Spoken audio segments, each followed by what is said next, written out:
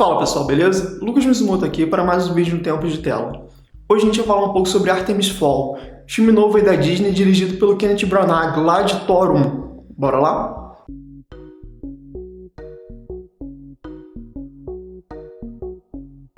Como de praxe, uma sinopsezinha rápida. O filme acompanha a história de Artemis Fowl, um menino superdotado, muito inteligente, que vive com o pai dele, que é um colecionador de artes, e que, no entanto, num determinado dia o pai dele acaba sumindo e Artemis acaba tendo que procurá-lo, e na verdade procurar também um artefato mágico chamado Arculus, que é um artefato do mundo das fadas, que é uma coisa que o pai dele ensinava muito a questão de mitologia, e até um certo momento o Artemis era um pouco cético, mas diante desse momento aí em que ele precisa salvar o pai, ele acaba entrando em contato com esse mundo mágico e também mostrando suas habilidades para o mundo de uma maneira geral. Como você pode ter percebido pela sinopse, o filme aqui se trata de mais uma dessas aventuras infanto-juvenis que envolve essa coisa de um mundo mágico, uma criança muito inteligente, ou então uma criança que é predeterminada para fazer alguma coisa.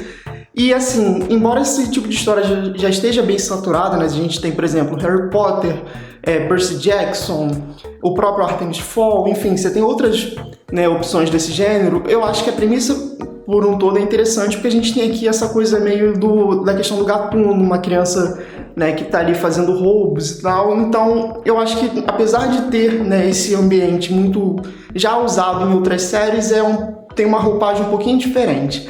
Mas aqui no filme eu acho que isso não funciona muito bem, e aí já começa pra mim o problema que já deixo de cara pra vocês, é um filme extremamente problemático ao meu ver, e é muito por conta do seu roteiro. A gente tem um filme aqui, que é tratado a partir da perspectiva de uma narração, a narração especificamente do Molt, e ele tenta emular, de certa maneira, aquela clássica ideia de um filme de sequestro, na verdade um filme de assalto.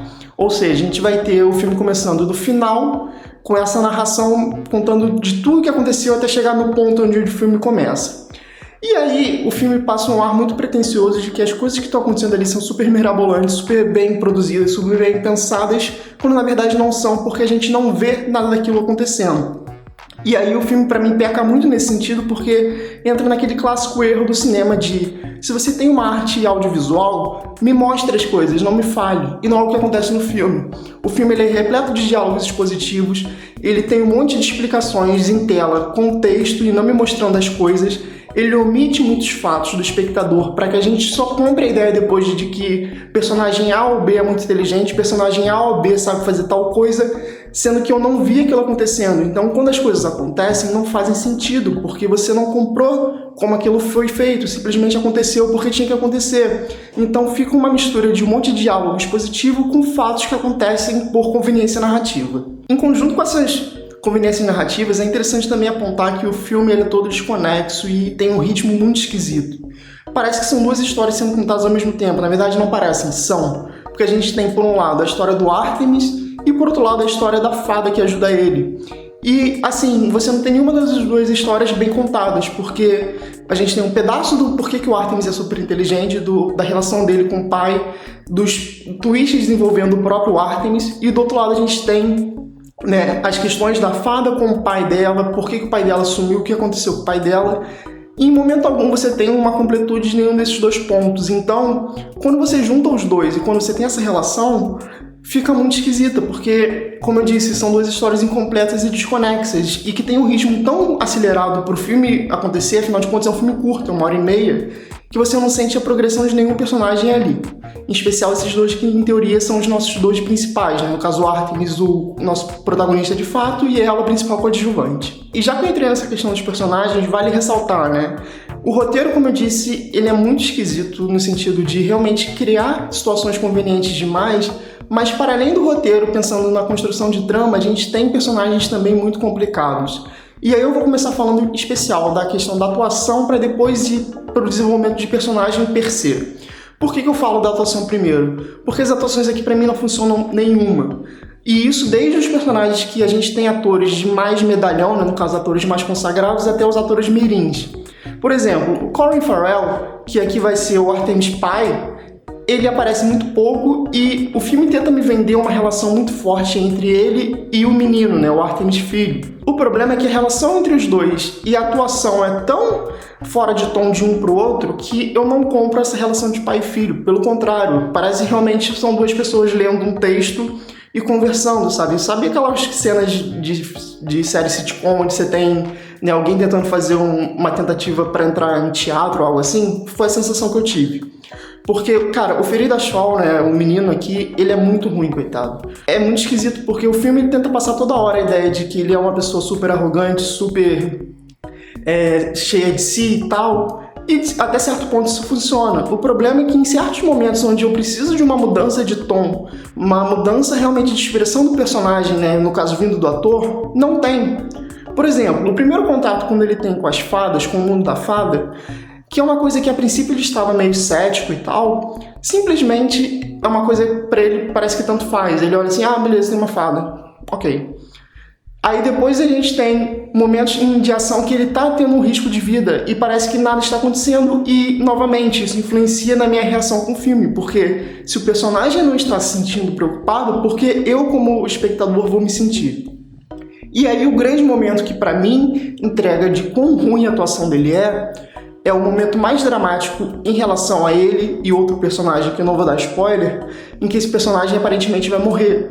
E, cara, parece que ele está, tipo, beleza, o maluco vai morrer, eu vou jogar um videogame daqui a pouco, porque pra ele, na expressão do ator, tanto faz, tanto fez. E aí, voltando, né, pros personagens mais medalhões, né, no caso, os atores mais medalhões do filme, né, eu já falei do Colin Farrell, que não tem uma relação muito boa, não tem uma química de pai e filho, mas os outros, por exemplo, a Comandante das Fadas e até mesmo o Anão Gigante, eles dois, embora eles tenham um tom mais interessante, eles comprem a ideia do mundo mágico, eles parecem personagens super monofacetados, né? No caso eles não têm, né, uma amplitude maior, e além disso as atuações é uma coisa tipo, olha, você vai ter que ser o personagem durão. Aí a mulher me faz uma voz igual do Batman e fica fazendo isso o filme inteiro. Então você não tem nuances na atuação, você não tem realmente por que se importar com esses personagens, porque eles não têm, parece que, vontade de estar ali como aquele personagem. E aí se esses atores não parecem estar afim de protagonizar esse filme, isso reflete obviamente nos seus personagens. E aí gera o problema das atuações em conjunto com o roteiro. Porque, né, se os atores não estão bem e o texto do filme é ruim, o que acontece é que a gente tem um monte de personagem que começa a se entrelaçar e se reunir, sendo que parece que tanto faz, tanto fez. Por exemplo, tem um personagem específico que o narrador nos conta que não, ele precisa entrar na trama porque ele era de um uso muito específico para ajudar o Artemis no sentido X. Sendo que esse personagem não faz absolutamente nada. Aí você tem, fulano é uma pessoa extremamente capacitada para lutas e não sei o que lá. O fulano que é extremamente capacitado para lutas, ele não luta. E quando ele luta, ele não faz nada demais. Ele simplesmente corre e fica pulando de um lado para o outro. Então, assim, você tem um monte de personagens que são introduzidos e, em sua grande maioria, não fazem nada. E os que fazem é literalmente para resolver momentos chaves da trama. Então, você não tem exatamente personagens, você tem basicamente ferramentas de roteiro no papel de humanos ou seres místicos, enfim. E aí, né, você perde muito esse interesse com esses personagens, afinal de contas, eles estão ali literalmente para resolver coisa A, B ou C. E no caso do Artemis, que seria o nosso protagonista, que de fato deveria fazer o laço afetivo entre nós, espectadores, e o filme, simplesmente não faz porque, como eu disse, ele parece não estar ligando pra nada e o ator está ali no modo automático. E só pra fechar essa questão dos personagens, o filme é tão tosco nesse sentido que até mesmo o nosso vilão, que em teoria, né, é uma grande fada, ele tem grandes poderes, ele é super inteligente, o filme não me mostra esse personagem em momento algum. Os atos dele também, eu não sei como acontecem, porque simplesmente ele captura pessoas ou liberta pessoas porque sim. E o capanga dele, pelo que eu entendi, ele era uma pessoa que estava presa, né, meio que uma prisão realmente do próprio exército das fadas. O cara é solto, é reintroduzido dentro do grupo ali e tem um posto de liderança, sendo que ninguém questiona, sabe? Então o próprio vilão não é apresentado pra gente e ainda assim o filme tenta forçar uma coisa de tipo, esse vilão é muito maligno, ele realmente é super especial e tal, sendo que nada acontece para que eu entenda esse vilão, ele literalmente não é mostrado. Então é realmente muito complicado. E para fechar, um outro ponto que também é muito complicado do filme é em relação às partes de ação e a magia. Em relação à ação, o problema, a meu ver, é que a Disney viu que o filme seria para televisão e meio que deixou para lá.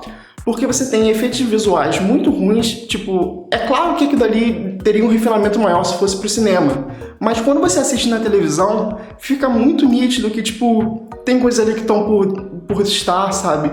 Os efeitos do Troll, por exemplo, você vê que é uma coisa muito CGI forte, então tira um pouco da ação porque fica uma coisa tão esquisita, sabe? Tem uma textura estranha que não funciona bem.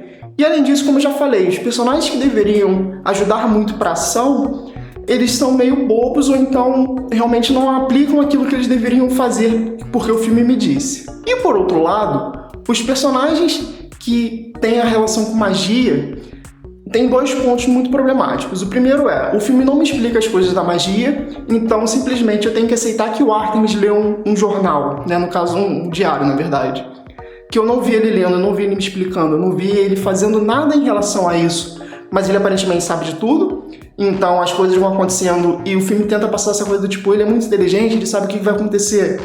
Mas beleza, ele pode ser muito inteligente, ele pode saber o que vai acontecer, mas eu como espectador não vi aquilo aparecendo antes, então pra mim é simplesmente jogado.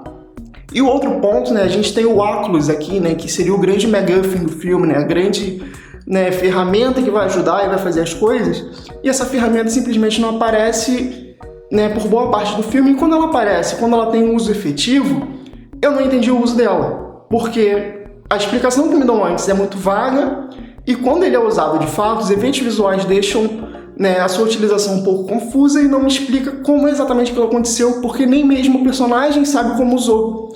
Então, assim, a magia do filme é uma coisa que, tipo, é muito bonita na prática, tem uma ideia interessante, né? Tem a questão das fadas terem realmente um desenvolvimento tecnológico diferente, mais interessante do que o nosso, né? No caso, o nosso humano, só que eu não vejo esse desenvolvimento. Então, essa magia meio que tanto faz, tanto fez. Então, de maneira geral, Artemis Fowl é um filme que tem um roteiro super apressado, sem explicações e desconexo, com personagens que são introduzidos e retirados simplesmente porque eles precisam ser introduzidos ou retirados para a trama andar, que o nosso protagonista ele também não tem nenhuma relação muito forte que faça com que a gente se cative com ele, e a atuação, na verdade as atuações são bem fracas, seja por uma questão de incapacidade do próprio ator, ou seja por atores que estão ali de uma maneira meio automática porque parece que viram que o roteiro era ruim e não se esforçaram. E você, já viu Artemis Fowl? Coloque nos comentários sua opinião sobre o filme e sobre esse vídeo também. Não deixe de deixar um like se você gostou do vídeo e se puder compartilhar para outras pessoas. Não esquece também de se inscrever no canal porque tem bastante vídeo saindo por aqui toda semana. É isso, galera. Um abraço e até a próxima.